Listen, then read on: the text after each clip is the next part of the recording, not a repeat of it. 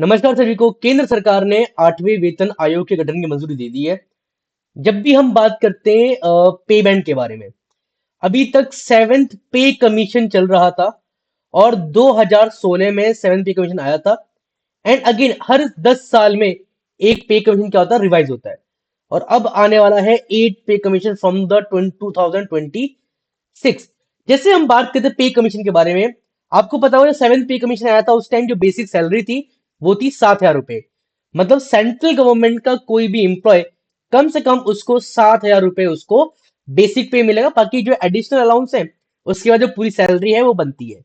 जब सेवेंथ पे कमीशन आया तो वहां पर 150% की वृद्धि करी गई और जो कम से कम जो 7,000 था वो बेसिक पे बढ़कर कितना हो गया, 18,000 हो गया।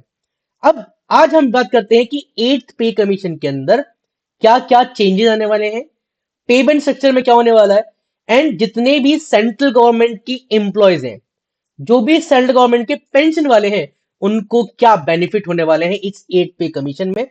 मैं आशीष कुमार सिंह आप सभी का वेलकम करता हूं यूपीपीएससी स्टडी IQ के इस यूट्यूब चैनल पर। तो आइए स्टार्ट करते हैं।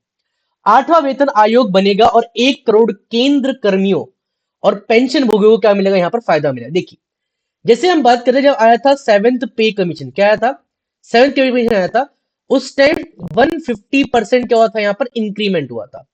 और एट्थ पे कमीशन में, किसमें, एट पे कमीशन के अंदर आपका 186% की जो वृद्धि है वो यहां पर आपको देखने के लिए मिलेगी। यहीं पर हम बात करते हैं, सेवन पे कमीशन के अंदर जो 7,000 रुपए जो बेसिक पे हुआ करता था वो बढ़ के हो गया कितना, 18,000, कितना हो गया, 18,000 हो गया था। यस और नो। अब हम बात करते हैं कि क्या यहां पर चेंज होंगे। अब जैसे जो भी हम बात करते हैं सेंट्रल गवर्नमेंट के अंदर, जो लेवल वन स्लैब वन जो आता है उसमें बेसिक सैलरी कितनी है, 18,000 रुपए। अब ये सैलरी 18,000 रुपए से बढ़कर 34,560 रुपए हो जाएगी। कितनी, 34,560 क्या हो जाएगा, बेसिक पे बढ़ जाएगा। तो ये बहुत इंपॉर्टेंट पॉइंट है। और आम बजट से पहले मोदी सरकार ने दिया बड़ा तोहफा, जनवरी 2026 से लागू होगी ये सिफारिशें। क्लियर। और कितने पर बढ़ोतरी है, 186% की वृद्धि का अनुमान है। सातवें वेतन आयोग के अंदर कितनी थी, 150% थी। अब कितनी है, 186% की वृद्धि से यहां पर देखने के लिए। और अगर हम एक चीज देखें, सातवें वेतन आयोग में कर्मचारियों को न्यूनतम वेतन कितना था, 7,000 था, बढ़ाकर 18,000 कर दिया गया था। यानी करीब 150% क्या था, यहां पर वृद्धि देखने के लिए मिली थी।